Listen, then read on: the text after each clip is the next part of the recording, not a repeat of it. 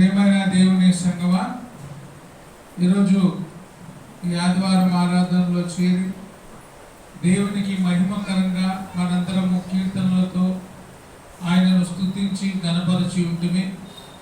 వాక్యం ద్వారా మనం అనేకమైన సంగతులు నేర్చుకోవాల్సింది.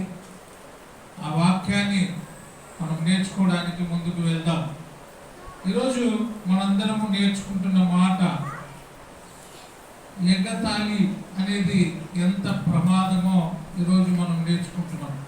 ఈరోజు మనం నేర్చుకుంటున్నది ఏమి? ఎగతాళి. ఎగతాళి అంటే మీకు తెలుసా? ఎగతాళి దానికి ఇంకొక పేరు అపహాస్యము. ఎగతాళి అంటే అపహాస్యం. కొంతమందికి ఇతరులను ఎగతాళి చేయడం అంటే చాలా సరదాగా ఉంటుంది. ఇతరులను అపహాస్యం చేయడం అంటే చాలా ఇష్టం. చిన్న చిన్న దాంట్లకు ఎగతాళి చేస్తూ ఉంటారు. చదివే వాళ్ళు చదవని వాళ్ళని ఏం చేస్తారంటే ఎగతాళి చేస్తూ ఉంటారు. అంటే నేను బాగా చదువుతా, నువ్వు బాగా చదవలేవు, నీ చేత కాదు, నేను బాగా వంట వండుతా, నీకు వంట వండడం చేత కాదు అని చెప్పి చిన్న చిన్న విషయాలకు ఇంకొక వ్యక్తిని ఒక వ్యక్తి ఏం చేస్తుంటారంటే ఎగతాళి అనేది చేస్తూ ఉంటారు. ఎగతాళి అనేది చాలా ప్రమాదకరమైనది. ఎంత ప్రమాదమో ఈరోజు మనం చూస్తున్నాం. కొత్తగా పెళ్ళైన ఒక జంట మన పేపర్లో వచ్చింది, ఫేస్బుక్లో వచ్చింది, మీరు చూసినారో లేదో. కొత్తగా పెళ్ళైనప్పుడు కొత్తలో భర్తకి అడపాదడప తల మీద కొన్ని వెంట్రుకలు ఉన్నాయంట. పెళ్ళైనాక సంవత్సరానికి వెంట్రుకలు ఊడిపోయినాయి. వెంట్రుకలు ఊడిపోయినప్పుడు భార్య ఏం చేసిందంట, భర్తని బట్టతల మొగుడు అని అతన్ని ఎగతాళి చేస్తుందంట. ప్రతి విషయంలో ఆయనతో అనేదంట ఆమె, నీ తల బట్టతల ఉంది, నీతో పాటు బయటికి రావడం నాకు చాలా సిగ్గైతుంది, నాకు అవమానకరంగా ఉంది, నీకు నాకు సరిపోదు జంట అని చెప్పి ఆయనను ప్రతిరోజు ఏం చేసేది, ఎగతాళి చేసి భర్తతో పాటు భార్య బయటికే పోయేది కాదు. కానీ భర్త మాత్రం భార్యను తీసుకొని ఫంక్షన్లకు పోవాలా అని ఆశపడేవాడు. చాలా మంది అడిగేవాళ్ళంట కూడా, అతను ఒక్కడే పోయినప్పుడు ఎందుకు నీ భార్య రావడం లేదు ప్రతిదానికి అని అడిగితే అతడు ఏమి చెప్పలేక కృంగిపోయేవాడు. కానీ ఆమె మాత్రం ఏమనేది, ఎప్పుడు కూడా బట్టతల మొగుడా అని పిలిచేది. ఆ ఎగతాళి చేస్తూ ఉండడం వల్ల విసుకెత్తిపోయి ఉరి వేసుకొని చనిపోయినాడు భర్త. అది నిజంగా జరిగిన సంఘటన. చిన్న విషయానికి అంటే కొన్ని రోజులకు స్త్రీ తల వెంట్రుకలు కూడా ఊడిపోవచ్చు, పురుషుల తల వెంట్రుకలు కూడా ఊడిపోవచ్చు. ఏది కూడా శాశ్వతం కాదు. కానీ మనకుండే దాన్ని బట్టి ఇతరులను ఎగతాళి చేయడం అనేది చాలా చాలా ప్రమాదకరమైన విషయం. ఆ సంఘటన నేను యూట్యూబ్లో, ఫేస్బుక్లో చూసినప్పుడు మనసు చలించిపోయింది. ఇంత హీనంగా ఎగతాళి పరిచేటువంటి భార్యలు, భర్తలు కూడా ఉన్నారు కదా అని చెప్పి చాలా బాధ అయింది. అంటే పెళ్లి చేసుకున్నప్పుడు భార్య భర్తలు చూసుకోరా? పెళ్లి చూపులలో కళ్ళు మూసుకొని పెళ్లి చేసుకుంటారా ఎవరైనా? అంటే భార్య బాగుందా లేదా, భర్త బాగున్నాడా లేదా అని చూసే పెళ్లి చేసుకుంటారు. కానీ మరి ఏం జరిగిందో ఇద్దరి మధ్యలో, కానీ ఏమైంది, భర్త ప్రాణాలు పోగొట్టుకున్నాడు. ఎందుకు చెప్పాలా? సమాధానం చెప్పాలా? ఎందుకు? భార్య ఏం చేసింది, భర్తని ఎగతాళి చేసింది, నీకు ఎంట్రుకలు లేవు తల మీద అని. భర్త భార్యను ఎగతాళి చేయకూడదు, భార్య భర్తను ఎగతాళి చేయకూడదు, పిల్లలను తల్లిదండ్రులు ఎగతాళి చేయకూడదు. ఇంకా కొంతమంది పిల్లల్ని తల్లిదండ్రులు ఏం చేస్తున్నారంటే, నువ్వు పనికిరావు, చదువుకి పనికిరావు, నువ్వు ఇంతే, నీ బతుకు ఇంతే, నువ్వు ఖచ్చితంగా ఫెయిల్ అవుతావు, నువ్వు బయటికి ఇంతే, నీ జీవితమే వేస్ట్ అని చెప్పినప్పుడు వాళ్ళు చేసేటువంటి అపహాస్యం వలన, వాళ్ళు చేసేటువంటి ఎగతాళి వల్ల ఏమవుతుందంటే విసుకొచ్చిపోయి చాలా మంది ప్రాణాలను తీసుకుంటున్నారు. అందుకే ఎగతాళి అనేది చాలా ప్రమాదకరమైనది.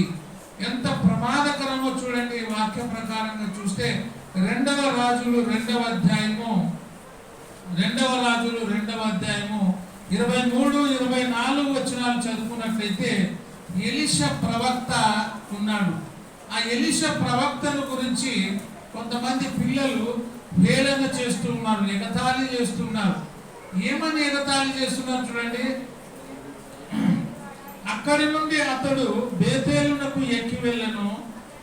ఎలీషా అనేటువంటి ప్రవక్త బేతేలునకు ఎక్కి వెళ్ళను. అతడు త్రోవను పోవచుండగా ఆ దైవజనుడైనటువంటి ఎలీషా అతని త్రోవలో, అతని పోవాల్సిన మార్గంలో అతడు పోతూ ఉండగా కొంతమంది బాలురు ఏం చేసినారు? అతన్ని ఎగతాళి చేసినారు, అపహాస్యం చేసినట్టుగా చూస్తూ ఉన్నాం. ఈరోజు ఎవరి పని వాళ్ళు చేసుకుంటూ ఉంటే, ఎవరి బ్రతుకు వాళ్ళు బ్రతుకుతూ ఉంటే, వాళ్ళ స్థితిని చూసి చాలా మంది ఏం చేస్తుంటారు? ఎగతాళి చేస్తుంటారు, అపహాస్యం చేస్తుంటారు. వాళ్ళ స్థితిని చూసి మన భాషలో ఉండే ఎగతాళి కంటే ఏం చేస్తుంటే గెలుగుతుంటారు అనమాట. చూసినాంలే వీళ్ళు బతికిందే, వీళ్ళు బాగుండరు, ఏమైనారు తక్కువైపోయినారు, వీళ్ళు తినడానికి కూడా తిండి లేదు, వాళ్ళు ఇటువంటి వాళ్ళు అటువంటి వాళ్ళు అని చెప్పి ఒకరి గురించి ఏం చేస్తుంటారు? ఎక్కువగా ఎగతాళి చేస్తుంటారు. ఈ దైవజనుడు కూడా తన దారిలో తాను వెళుతూ ఉన్నప్పుడు బాలురు పట్టణములో నుండి వచ్చి, అంటే పట్టణములో అన్నప్పుడు ఈయన ఎక్కడ పోతున్నాడు? ఒక గ్రామములో పోతున్నట్టుగా అనుకోవాలి. ఇక్కడ ఎక్కడి నుండి వచ్చినారు వీళ్ళు? ప్రత్యేకంగా బాలురు పట్టణములో నుండి వచ్చి ఏమంటున్నారు? బోడివాడ ఎక్కిపో, బోడివాడ ఎక్కిపో అంటే బట్టతలోడా ఎక్కిపో, బట్టతలోడా ఎక్కిపో అంటాడు అనమాట. బట్టతలంలో లేదు తక్కువ కాదు. రామరాజు కూడా బట్టతలం ఉండే చాలా అందగాడే. రంగు లేకపోవడం తప్పు కాదు. కొంతమంది బ్లాక్ ఉన్న పర్సనాలిటీ ఉంటారు, కొంతమంది ఎర్రగున్న అందం ఉండరు. ఈ పైన తోలును బట్టి, పైన శరీర అలంకారాన్ని బట్టి ఒకరినొకరు కించపరుస్తూ, హీనపరుస్తూ, అవహేళన చేస్తూ ఉంటారు. ఈ ఎగతాళి అనేది చాలా ప్రమాదకరమైనది అని మనం చూసుకోవాలి. కొంతమందికి ఇదే పనేగా ఏం చేస్తుంటారంటే అటుపైతోళ్ళను ఇటుపైతోళ్ళను ఏం చేస్తుంటారు? ఎగతాళి చేసి నవ్వుకొని పాసికానందము అంటారు. అది ఏమంటారు? ఏమో ఆనందం, అది పాసికానందం అంటే ఇతరులని ఎగతాళి చేయడమే వాళ్ళకి సంతోషం. ముందు మనం ఎట్లున్నామో చూసుకోవాలా. ఒకడు పోయి అద్దం దగ్గర పోయి ముఖం చూసుకొని వాడి ముఖం బాగలేకుంటే ఏమన్నాడంట? ఎవడరా అర్థం చేసినాడు? ఈ అద్దం ఇలా అంతా అర్థం ముఖం కచ్చబచ్చ కనబడుతుంది అన్నాడంట. నువ్వు ఎట్లా ఉంటే అద్దం నిన్ను ఎట్లా చూపిస్తుంది? నీ గ్లామర్ని అద్దం చూపిస్తుంది. నువ్వు నల్లగుంటే నల్లగానే చూపిస్తుంది, నీకు ముఖం మీద గుళ్ళు ఉంటే గుళ్ళనే చూపిస్తుంది. అద్దం నిజం చెప్తుంది. కానీ వీడు ఓడ్సలేక ఏమన్నాడంట? అద్దాన్ని చెప్తున్నాడంట. ఎవరు అర్థం చేసినాడు? నా పర్సనాలిటీ ఎంతో బాగుంది కానీ ఈ అర్థమే సరిగా చూపించడం లేదు అని. చాలా మంది అహంకారమైన మనసు కలిగిన వాళ్ళుగా ఉంటారు. దేవుని మాట చూస్తే దైవజనుడు ఆ వాక్యము ప్రకటించడానికి తన దారిలో తాను పోతుంటే ఎక్కడి నుంచి వచ్చినారంట? బాలురులు పట్టణములో నుండి వచ్చి బోడివాడ ఎక్కిపోము, బోడివాడ ఎక్కిపోము అని అతన్ని ఏం చేసినారు? అపహాస్యము చేస్తున్నారు. అపహాస్యము అంటే ఎగతాళి చేస్తున్నారు. పొట్టి ఉన్నారనుకో, పొట్టిదానా అన్నాం అనుకో, ఉండేది పొట్టిగానే కానీ ఆమె ఏం చేస్తుంది? పోయి ఏడుస్తుంది దాన్ని పొట్టిదానా అని. పొడుగు ఉన్నోళ్ళు లంబు అన్నామనుకో ఏడుస్తారు వాళ్ళు. అంటే వాళ్ళకుండే స్థితిని బట్టి మనం ఎగతాళి చేయకూడదు. ఎందుకంటే దేవుడు ఇచ్చినది ఎట్లా ఇచ్చినాడో అట్లనే ఉంటాం మనం. అందుకే ఆయన సెలవు లేకుండా తల మీద ఒక్క వెంట్రుక కూడా రాలిపోదు. ఆయన సెలవు ఉంటేనే వెంట్రుకలు రాలిపోతాయి. ఆయన సెలవు ఉంటేనే మనం బలంగా ఉంటాం. ఆయన సెలవు ఉంటేనే మనం శక్తివంతులుగా ఉంటాం. ఆయన సెలవు, ఆయన ఆజ్ఞ లేకపోతే మనం ఎవరు అంటే అంతలో కనబడి అంతలో మాయమైపోయే ఆవిరి వంటి వారము, ఊపిరి వంటి వారమై ఉన్నాము. ఇప్పుడు ఈ దైవజనుని ఈ బాలురు ఏమంటున్నారు? చెప్పాలా? ఏమంటున్నారు? బోడివాడ ఎక్కిపో, బోడివాడ ఎక్కిపో. పిల్లలు కూడా ముక్కుడోడా అన్నాం అనుకో, ముక్కు చుట్టకున్నోడు ఎంత బాధపడతాడో, పోయేమ్మా నా ముక్కు బాగలేనందుకు నన్ను ఏమంటున్నారు ముక్కుడోడా. మా ఊర్లో రావుచేలో ఒక ఆయన ఉండే, ముక్కుడమ్మ అంటుండ్రి కదా. ఎందుకంటున్నారు అయ్యగారు సార్, ఎందుకంటుండ్రి ముక్కుడమ్మ అని? ముక్కు బాగాలేదా నాకు? మనగేరులో కూడా ఒక ఆయన ఉండే, ముట్టెనాగమ్మ అని. ముట్టెనాగమ్మ అని ముంతలా ఉండే మూర్తి, ముట్టెనాగమ్మ అని. మా జైనానికి చింతమాన్ తిమ్మన్న అంటారు, అదే ఇంటి పేరు అయిపోయింది ఆ మనిషికి. ఏమంటే చిన్నగున్నప్పుడు పోయి ఆడుకున్నప్పుడు చింతమాన్ దొరలో పోయి దూరినానంట. అందరు దొరికినారు, ఈ మనిషి దొరకలే. అప్పటి నుంచి ఏమంటున్నారంట, చింతమాను తిమ్మన్న. బొల్లెద్దుల తిమ్మన్న పోయి ఏదొచ్చింది, బొల్లెద్దుల తిమ్మన్న అంటే గుర్తుపట్టకుండారు. ఏమన్నా చింతమాను తిమ్మన్న ఏది చింతమాను తిమ్మన్న అంటే ఓహో ఆయన నాయనతలు అంటే ఎగతాళి. కొంతమందికి ఎగతాళి అంటే బాగా సరదా. గద్దిస్తున్నాం అనుకో, అది అస్సలు ఇష్టం ఉండదు. గద్దింపు మాట జ్ఞానాన్ని కలగజేస్తుంది, ఎగతాళి మాట కృంగదీస్తుంది. ఈ దైవజనుని బోడివాడ ఎక్కిపొమ్ము, బోడివాడ ఎక్కిపొమ్ము అని అతని అపహాసము చేయగా అతడు వెనుకకు తిరిగి వారిని చూచి యెహోవా నామమును బట్టి వారిని పొగిడెను. ఏం చేసినాడు? శపించినాడు. వెనక్కి తిరిగి ఎవరైతే బోడోలా ఎక్కిపో, బోడోలా ఎక్కిపో అని అవహేళన చేసినారో, అపహాస్యం చేసినారో, ఎగతాళి చేసినారో వారిని ఈ దైవజనుడు ఏం చేసినాడు? శపించెను. అప్పుడు 2 ఆడు ఎలుగుబంట్లు, ఎలుగుబంట్లు ఎవరుంటాయి? మనుషుల మధ్యలో తిరుగులాడతాయి కదా, కుక్కలు తిరిగినట్లా ఎలుగుబంట్లు మన మధ్యలో తిరుగులాడతాయా? అప్పుడు వస్తుండే పట్టుకొని వస్తుంది. అవి కోరలు వీటినేటివి, గోర్లు కూడా తీసేసి ఉంటారు. ఆ ఎలుగుబంట్లు వస్తే అప్పుడు ఏం చేస్తుండే? చిన్నపిల్లని, ఇంకా జనాలు మన జనాలు పాపం ఆ చిన్నపిల్లని ఇచ్చి మా వాడికి కలలు పడుతున్నవి, మా వాడు ఏడుస్తలేడు, మా వాడు కలలు బట్టి ఒంటికి కూడా కోస్తలేడు అని చెప్పి ఆ ఎలుగుబంటి మీద ఏం చేస్తుంది? అటు ఇటు పండబెట్టి లేపుతుంది. వాడేం చేస్తుండే? నీ బలహీనతను బట్టి, నీ యొక్క బలహీనతను బట్టి ఏం చేస్తుండే? అమ్మా ఇది చేస్తే వానికి రోగం బాగాదు, ఎలగొట్టు ఎంటుకలు 3 పెరికిస్తా, 100 రూపాయలు అంటే ఇస్తుంది. ఆ ఎంటుకలు వాడిని మడతాలకు కడుతుంది పాపం. కడితే ఏమైతుంది? రోగము బాగయ్యేది. ఆయన వచ్చింది మొక్కు అంటే లేచి 2 చేతులు ఎత్తి మొక్కుతున్నాయి. అవి రాకుండా ఇప్పుడు అవి పెంచినవి మన మధ్యలో. ఈ ఎలుగుబంట్లు సింహం కంటే బలమైనవి. అవి సింహాలను కూడా వేటాడి చంపేస్తాయి, అంత బలమైనవి. ఈ 2 ఎలుగుబంట్లు, ఆడు ఎలుగుబంట్లు వచ్చి అతని అడవిలో నుండి వచ్చి వారిలో ఎంతమందిని చంపినాయంట? 42 మంది బాలురలను చీల్చివేసెను. చాలా ప్రమాదకరమైనవి ఎలుగుబంట్లు. ఎంతమందిని చీల్చేసినవి? 42 మంది బాలురలను చీల్చి పడేసినాయి. ఎందుకంటే ఈ ప్రమాదం వాళ్ళకి ఎందుకు వచ్చింది? ఎగతాళి చేసినందుకు. మనలో కూడా పిల్లలు కానీ పెద్దలు కానీ ఎగతాళి చేసే గుణము ఎక్కడి నుండి వస్తుంది? బీజము నుంచి వస్తుంది, తల్లిదండ్రుల నుంచి వస్తుంది, తల్లిదండ్రుల పెంపకము నుండి వస్తుంది. కొంతమంది అదే చేస్తుంటే నేను ఎప్పుడు చెప్తుంటా పిల్లలకు కానీ తల్లిదండ్రులకు కానీ, పిల్లలకు మొదటి పాఠ్య పుస్తకం ఎవరు? తల్లిదండ్రులే.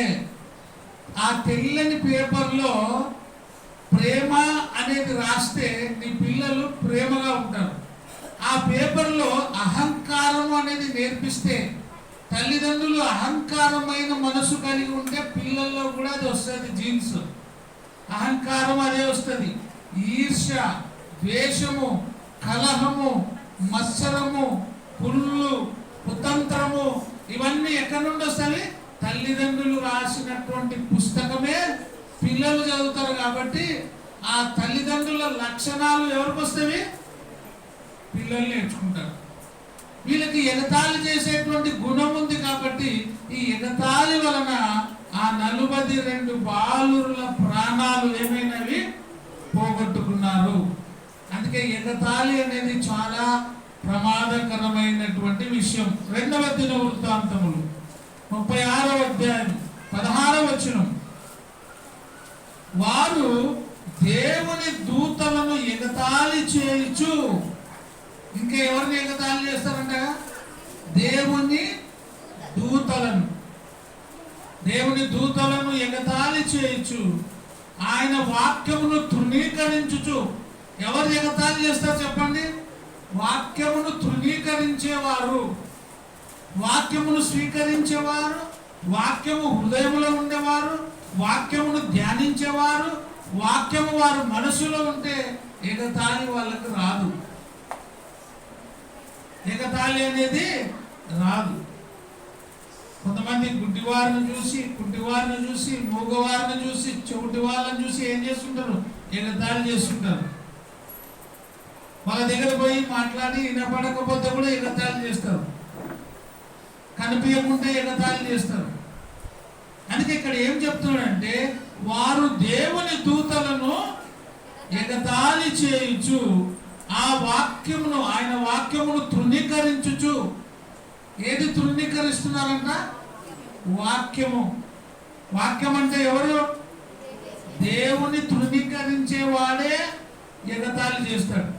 దేవుని తృణీకరించేవాడే అల్లరి చేస్తాడు. దేవుని తృణీకరించేవాడే దుష్టుడుగా మారుతాడు. దేవుని తృణీకరించేవాడు, వాక్యాన్ని తృణీకరించేవాడే ఏమవుతాడు? ప్రమాదములో పడిపోతాడు. అందుకే వాక్యము నిన్ను సరైన మార్గములో నడిపిస్తుంది. భక్తులు అదే ప్రార్థన చేస్తున్నారు. నీ వాక్యము నన్ను బ్రతికిస్తుంది, బాధల్లో అది నాకు నెమ్మది కలుగజేస్తుంది. నీ వాక్యము నా పాదములకు ఏమైంది? నా పాదములకు వెలుగై ఉంది, దీపమై ఉంది.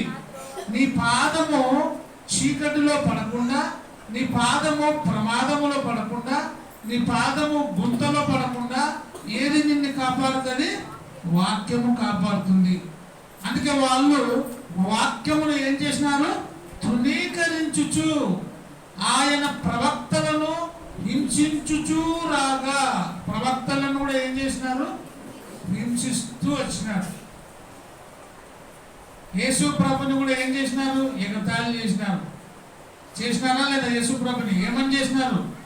దొంగలలో ఒక దొంగ ఏమన్నాడు? నువ్వు నిజంగా దేవుని కుమారుడవైతే నిన్ను నీవు రక్షించుకుని మమ్మల్ని కూడా రక్షించు. ఎంత ఎగతాళిగా మాట్లాడినాడు కదా. వాడు ప్రమాదంలో ఉన్నాడు, ప్రాణాపాయ స్థితిలో ఉన్నాడు. ఈయన లోక రక్షకుడని ఎరిగిన వాడుగా ఉన్నాడు.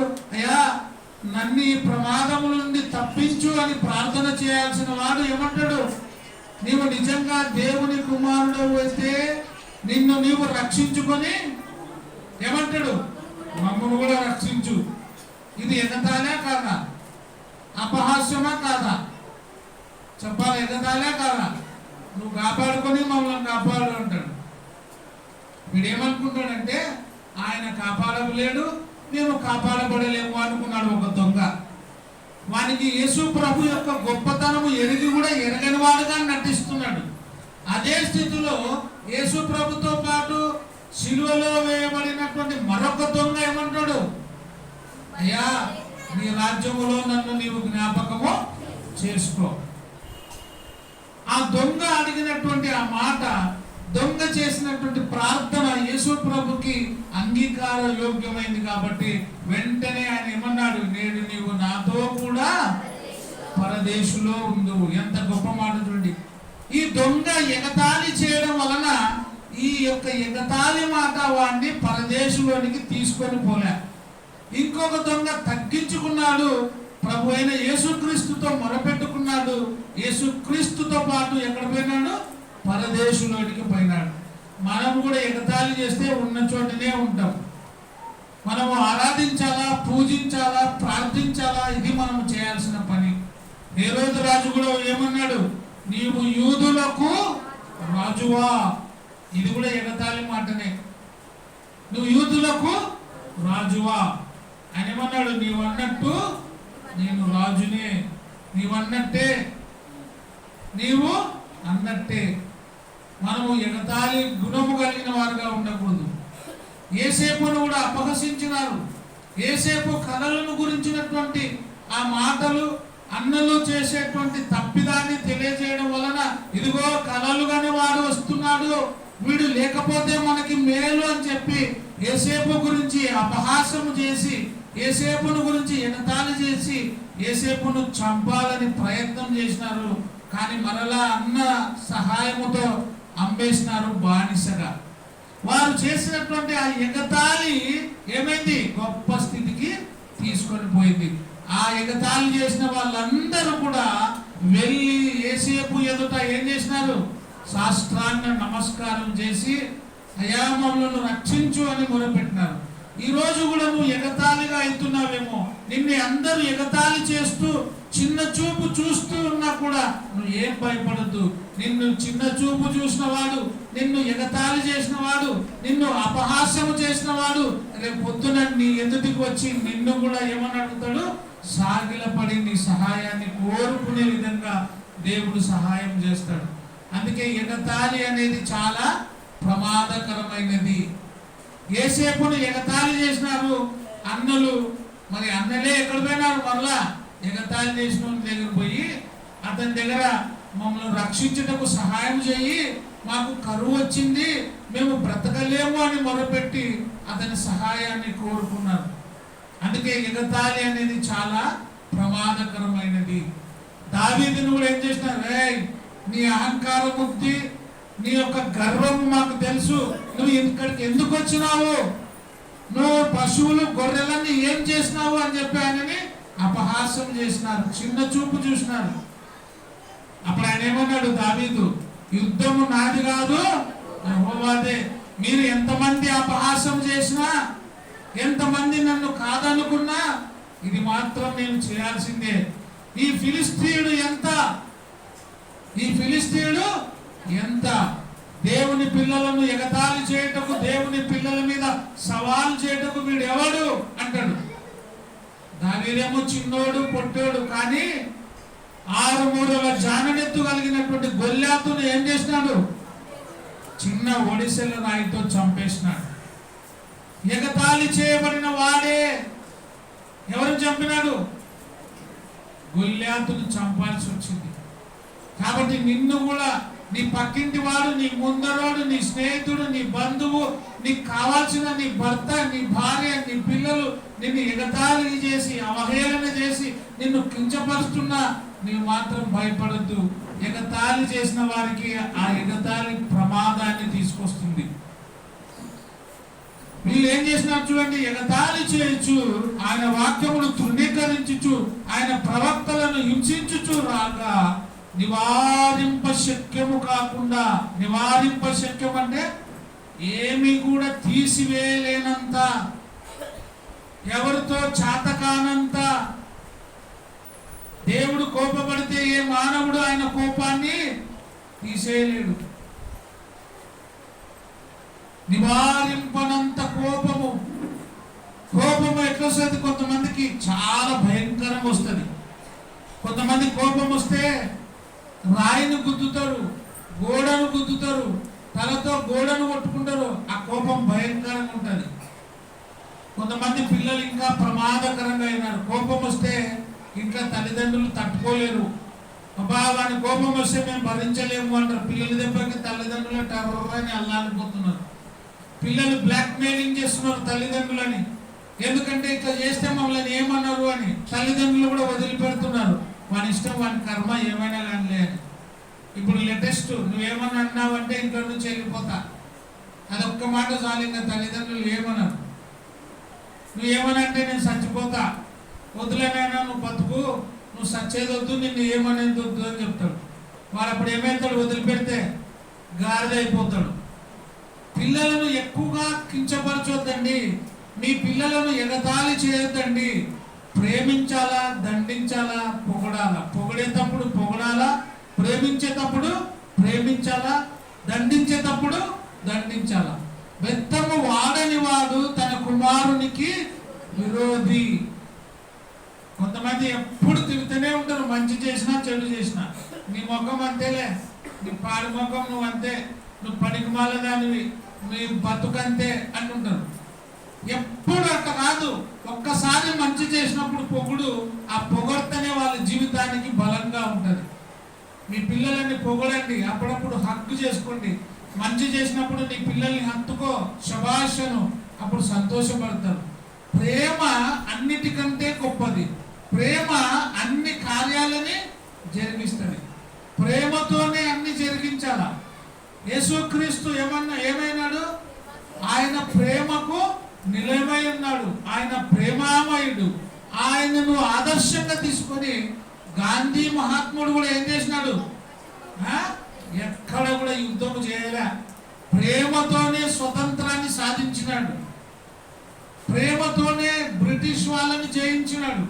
అంతకుముందు పోరాడిన వారు బాంబులతో పోరాడినారు, కత్తులతో పోరాడినారు. కానీ ఏ ఆయుధము లేకుండా స్వతంత్రాన్ని తెచ్చినాడంటే ఏది ఆదర్శంగా తీసుకున్నాడు? వాక్యాన్ని, బైబిల్ని.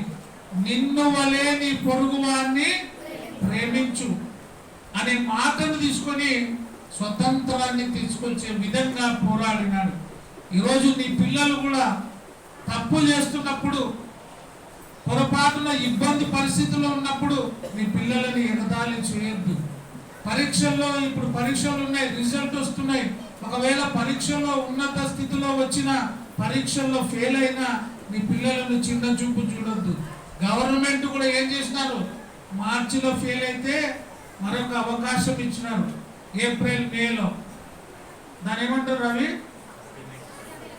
సప్లిమెంటరీ ఇచ్చినారు. కాబట్టి ఇంకా నువ్వు అంతే. కొంతమంది ఉంటారు పిల్లలు, తల్లిదండ్రులు, అదే బాబా నువ్వు 10 పాస్ అయినంటే నీకు పెళ్లి చేస్తా. నువ్వు అట్టే అనుకుంటే 10 పాస్ కాకముందే పెళ్లి చేసుకొని పోతుందా పాప? ఎట్టయినా మా అమ్మ పెళ్లి చేస్తానేది 10 ఫెయిల్ అయినంత వరకు ఎందుకు ఉండాలా, ఇప్పుడే చేసుకుంటా అని చేసుకుంటాను. పిల్లలు కూడా చెప్తున్నారు, మగ పిల్లల్ని, నువ్వు కానీ చదువుకుంటే మగ పిల్లగానికి పెళ్లి చేస్తాను, నువ్వు కానీ చదువుకుంటే ఫస్ట్ ఏ పని? గవర్నమెంట్ పనికి పంపిస్తాను. వీడు కూడా ఎప్పుడైనా నేను గవర్నమెంట్ పనికి పోవాలని 9 ఏళ్ళే గవర్నమెంట్ పనికి పోతాడు. ఆయన బాగా చదువుకో, నీ ప్రయాసం నువ్వు చేయి, నీ కష్టము నువ్వు పడు, తర్వాత దేవుడు ఉన్నాడు. ఒక్క మార్కు పోయి ఒక సబ్జెక్ట్ పోయినా అనుకో, ఇంకా నువ్వు వేస్ట్, ఇంట్లోంచి వెళ్ళిపో అంటే ఇప్పుడు కూడా పిల్లలు ఏమన్నా వెళ్ళిపోతలే, నువ్వు బొమ్మన్నంత వరకు ఉండాలా? ఎగతాళి చేయొద్దండి మీ పిల్లలను, పెద్దలను ఎగతాళి చేయొద్దండి, నీ బంధువులను ఎగతాళి చేయొద్దండి. ఈ దైవజనుడైనటువంటి ఎలీషా తన దారిన పోయేటప్పుడు ఆయన చూసి ఏం చేసినారు? బోడివాడా ఎక్కిపో, బోడివాడా ఎక్కిపో. చాలా మందికి ఇదే అలవాటు. కొంచెం బాగాలేకుంటే ఇది చూడు ఎట్టున్నాడు, ఈ పాప చూడు ఎట్టుందో. ఇదే పనే వీళ్ళకి ఎగతాళి చేసుకుంటూ ఉండేదే, గెన్నుకుంటూ ఉండేదే. ఇది నీకే ప్రమాదం, జాగ్రత్త. నీ ఎదుట నిన్ను గురించి, నీ ఎదుట వేరే వాళ్ళ గురించి చెప్తుంది వేరేగా తప్పుగా అంటే, నువ్వు లేనప్పుడు నీ గురించి కూడా ఖచ్చితంగా వేరే వాళ్ళకి ఏం చెప్తుంది ఆమె? అదే చెప్తుంది.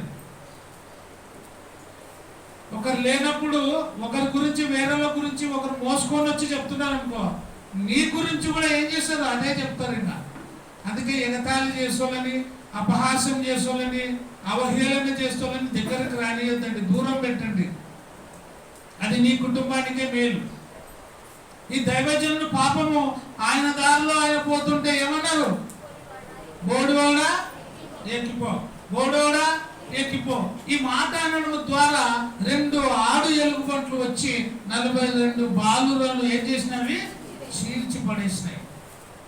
అందుకే ఎగతాళి చేస్తున్నప్పుడు నువ్వేం చేయొద్దు? కృంగిపోవద్దు. ఆ ఎగతాళిని స్వీకరించు. కానీ ఎగతాళి చేసినందుకే నష్టం. చూడండి వాళ్ళు ఏం చేసినారు చూడండి. నివారింప శక్యము కాకుండా యెహోవా కోపము ఆయన జనుల మీదికి వచ్చెను. ఎవరి కోపం వచ్చింది? దేవుని కోపం వచ్చింది. ఎగతాళి చేస్తే దేవుని కోపము నీ మీద రగులుకుంటుంది, జాగ్రత్త. ఎగతాళి చేయొద్దు. ఒకరి గురించి చిన్నగా నువ్వు చేయొద్దు. ఒకరి గురించి లేని మాటలు మాట్లాడొద్దు. ఒకరి గురించి అపహాస్యము చేయొద్దు. జాగ్రత్త కలిగి ఉండాలి. నీ గురించి మాత్రమే నువ్వు మాట్లాడుకో. ఇతరుల గురించి ఎప్పుడు సంభాషణ, వేరే సంభాషణ చేయొద్దు.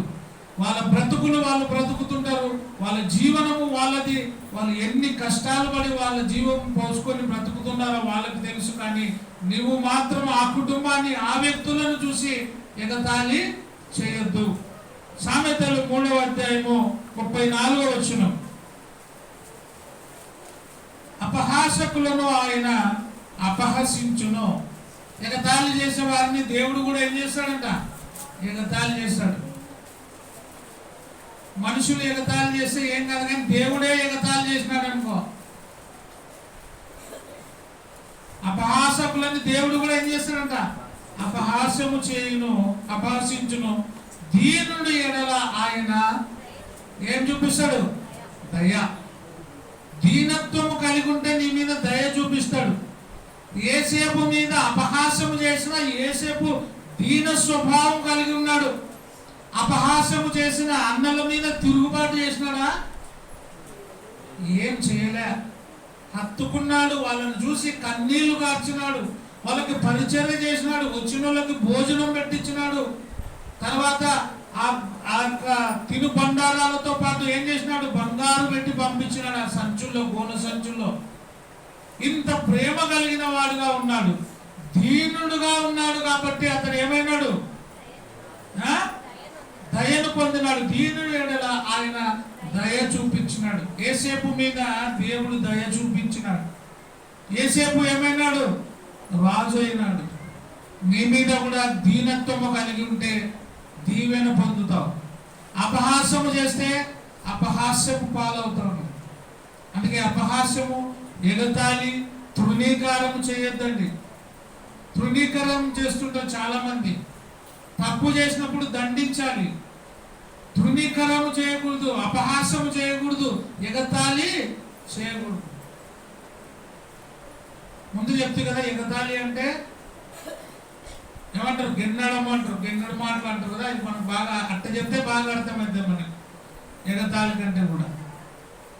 అందుకే నిన్ను దేవుడు కూడా ఏం చేశాడు? అపహాస్యము చేసే వారిని ఆయన అపహసించును, దీనుని ఎడల ఆయన దయ చూపును. అపహాస్యం ఎంత ప్రమాదకరమైనదో చూడండి. చాలా మంది వచ్చినారు కదా, మళ్ళీ మొదటి నేను చెప్తాను. అపహాస్యము మన పేపర్లో వచ్చింది కదా, మళ్ళీ వచ్చిన వాళ్ళకి గుర్తు చేస్తున్నా. రాని వాళ్ళు చాలా లేట్ వచ్చినారు కదా, మళ్ళీ ఒకసారి వినిపిస్తా. నిజంగా యూట్యూబ్లో జరిగినటువంటి సంఘటన ఫేస్బుక్లో పెట్టినాడు. కొత్తగా పెళ్ళైన జంట ఒకటి ఉంది. పెళ్ళి అయినప్పుడు కొన్ని బాగానే ఉన్నాయంట తల వెంట్రుకలు. పెళ్ళి అయినాక సంవత్సరానికి ఎంట్రుకలు కాస్త ఊడిపోయి ఎక్కువగా ఏమైంది? బట్టనెత్తి వచ్చేసింది. భార్య భర్తతో పాటు బయటికి పోవాలంటే ఇష్టపడేది కాదు, సిగ్గుపడుతుందంట.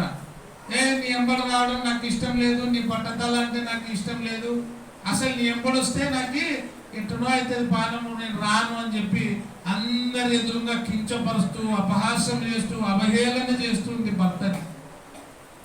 చివరికి అతడు ఏమైనాడు?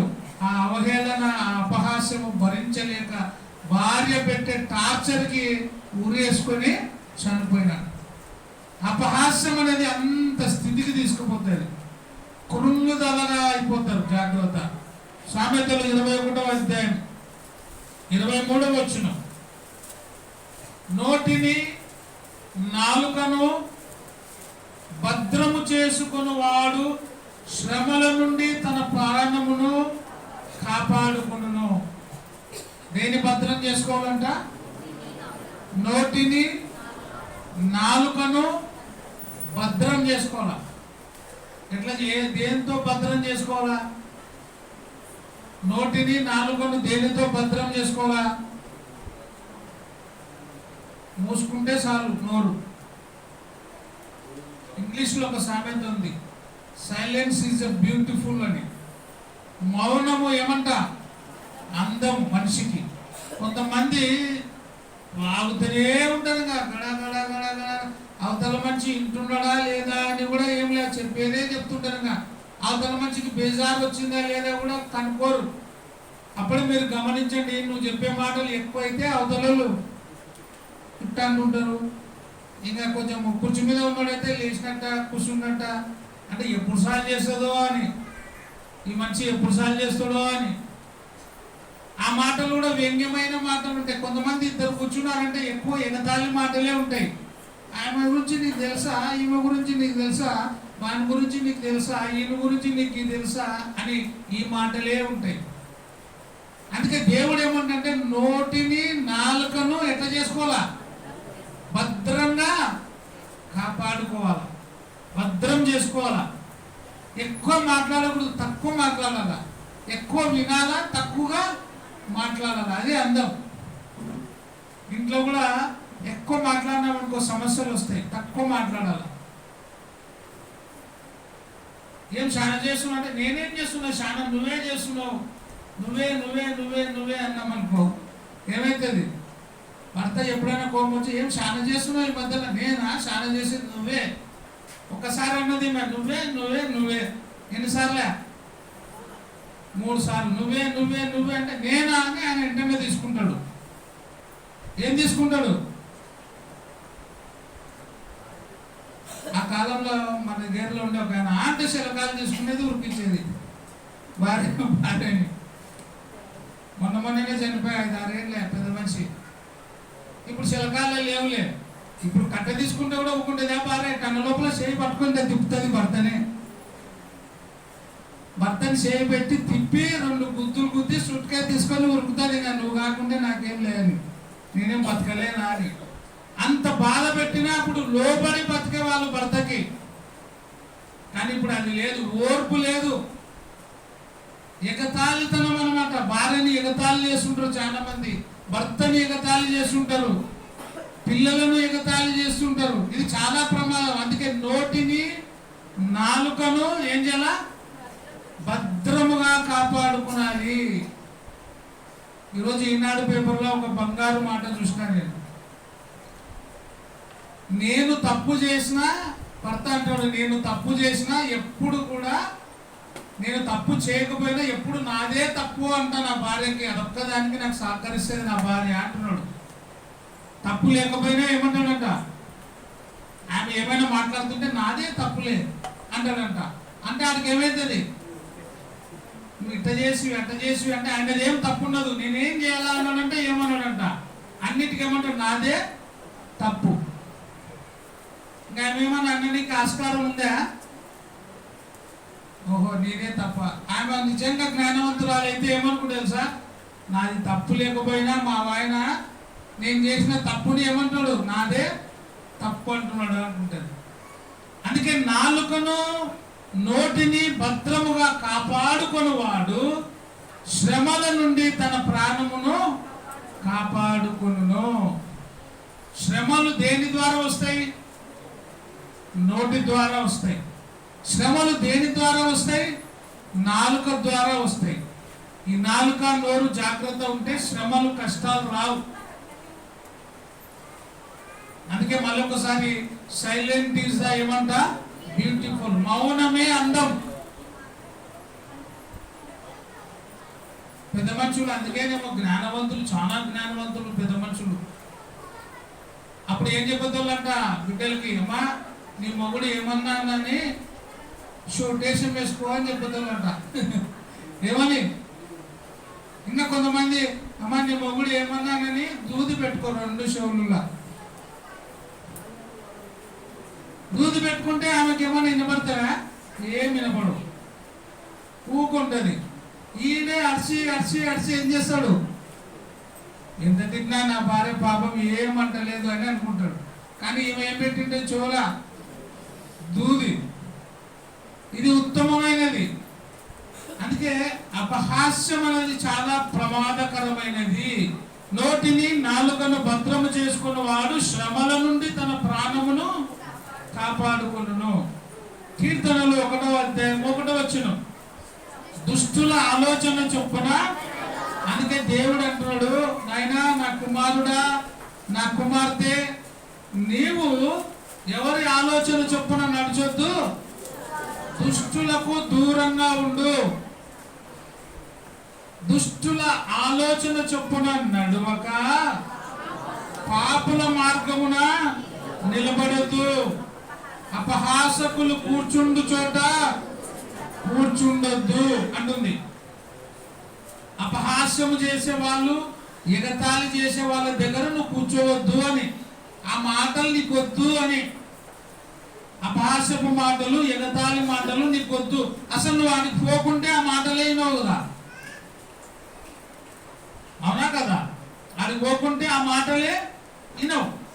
నీ పని నువ్వు చేసుకో, నీ పనుల్లో నువ్వు నిమగ్నమై ఉండు. వేరే దాని మీద ధ్యాస ఉండదు. ఇంకా ఏదో ఒక పని చేస్తూ ఉంటే ఆలోచనలు వేరే వేరే రావు.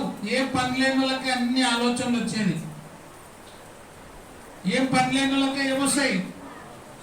అందరి ఆలోచనలు, అందరి సమస్యలన్నీ వినబడతాయి. పని ఉన్న వాళ్ళు పట్టించుకోరు, ఎవరి పనిలో వాళ్ళు వెళ్ళిపోతుంటారు, ఎవరి పని వాళ్ళు చేసుకుంటూ పోతుంటారు. మా రాజు సార్ చెప్తాడు, ఎవరైనా ఎక్కువ మాట్లాడేటప్పుడు ఏం సార్ అట్ట మాట్లాడతారు వాళ్ళు, ఊకే మాట్లాడుతూనే ఉంటారు, నాకు వినబుద్ధి కాదు అంటే రాజు సార్ ఒకటి చెప్తాడు, ఏమనొద్దు. వాళ్ళు ఏమన్నా మాట్లాడితే న్యూస్ పేపర్ తీసుకో, పేపర్ తీసుకున్నారంట, వార్తలు చదువుకుంటూ ఉండాలి. ఏమన్నా గట్టిగా అనాలంట. వాళ్ళు గట్టిగా చెప్పినప్పుడు అన్నారు, బాధ చెప్పినప్పుడు అయ్యో అనాలంట. ఏం చెప్తున్నారో నీకు అర్థం కాదు కానీ పేపర్ ఒక్కటి ముందర పెట్టుకొని వాళ్ళంతే.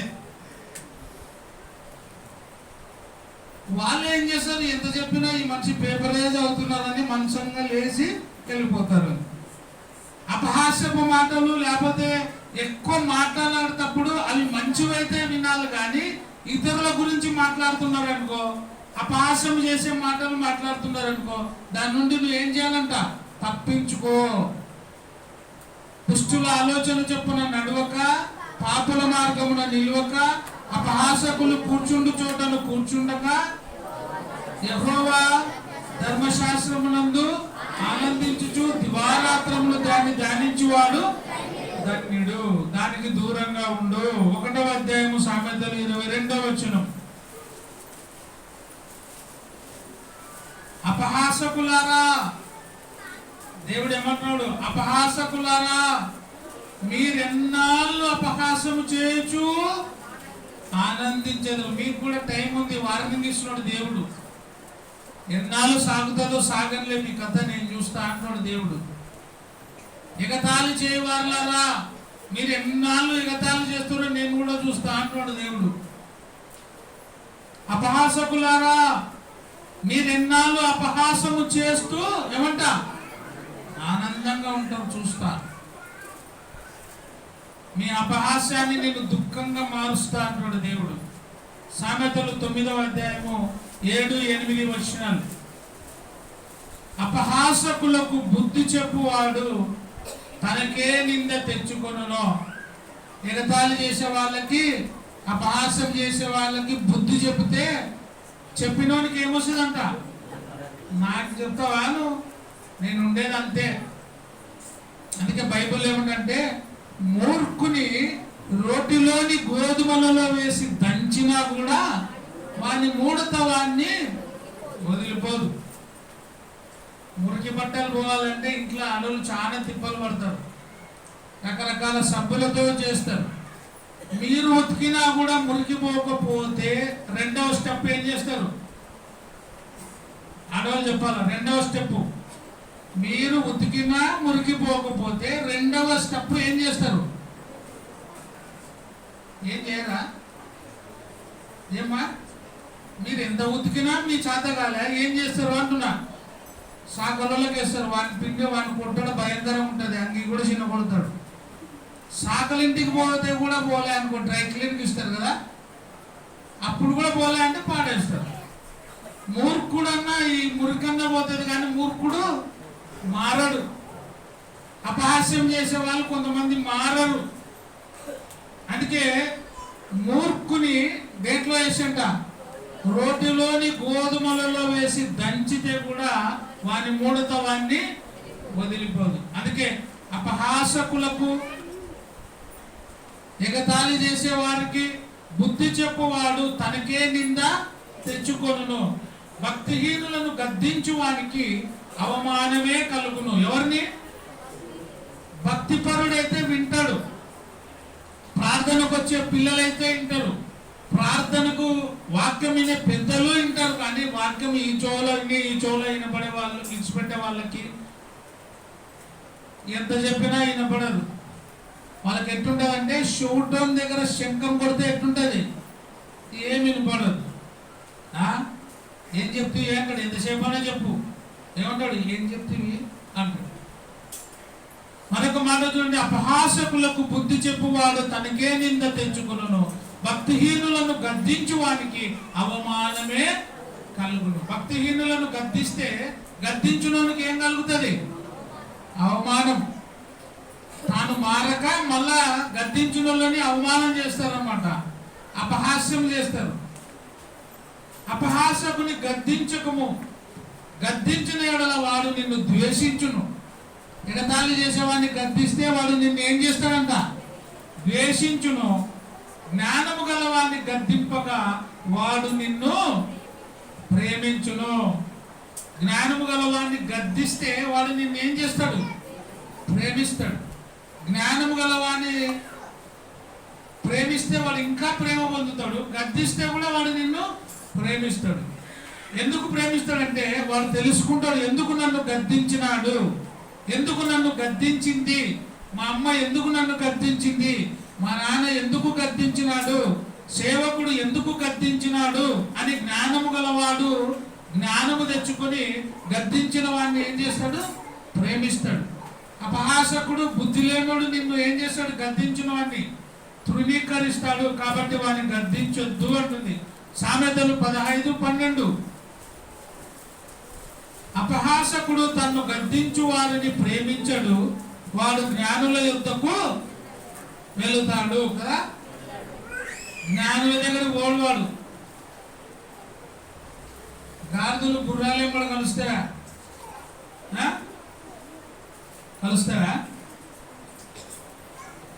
బుద్ధి లేనివాడు కూడా బుద్ధిమంతులు కూడా కలసాలంటే ఇష్టపడాడు.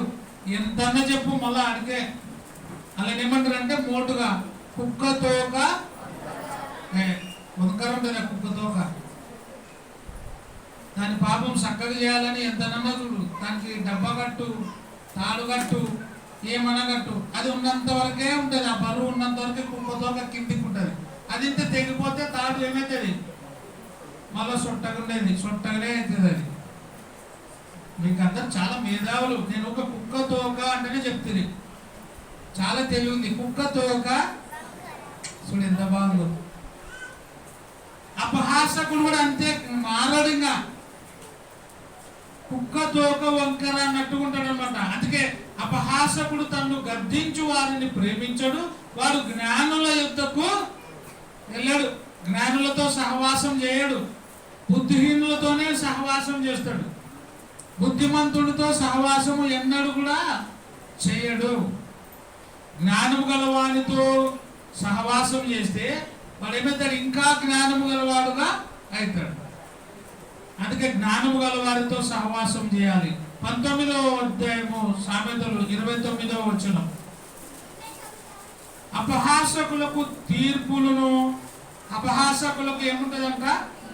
తీర్పులను, బుద్ధిహీనుల వీపునకు దెబ్బలను ఏమైనవి? ఎవరు నియమించినారు? ఎవరు నియమించినారు? దేవుడే నియమించినాడు. ఏమేమి నియమించినాడు? అపహాసకులకు, ఎగతాళి చేసే వాళ్ళకి ఏముంటది? తీర్పు.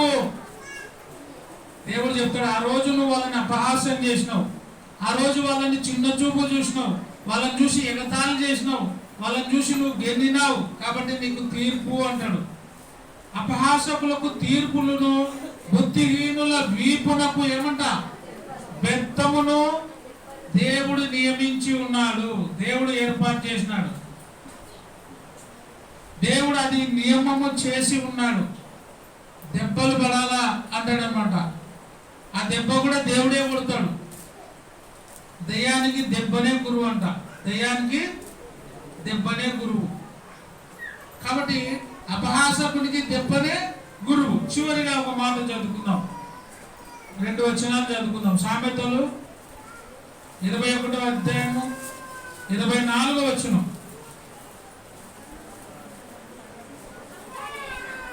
చదవమ్మా. అహంకారి అయిన బాగినాల ఎవరు?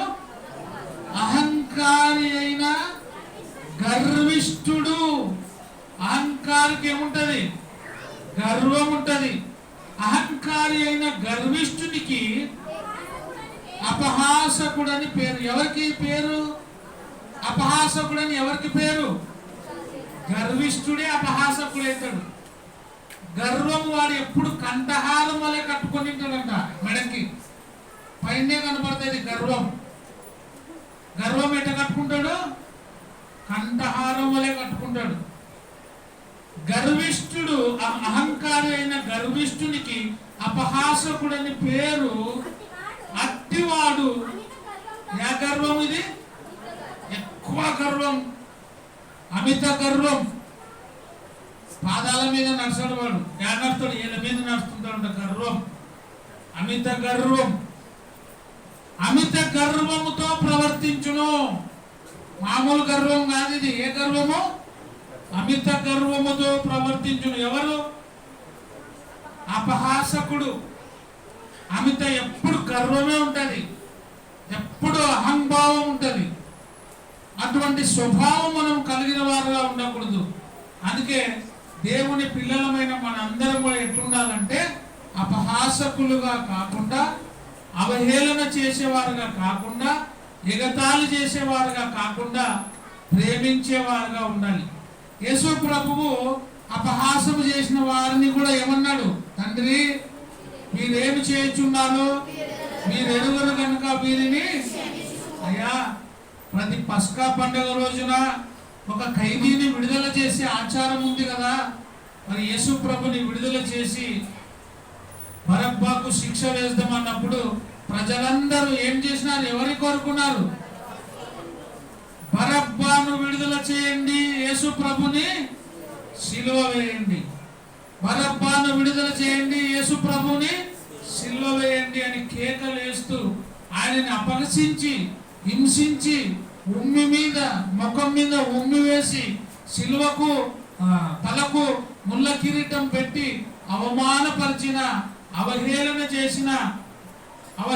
చేసిన ఏమన్నాడు ఆయన?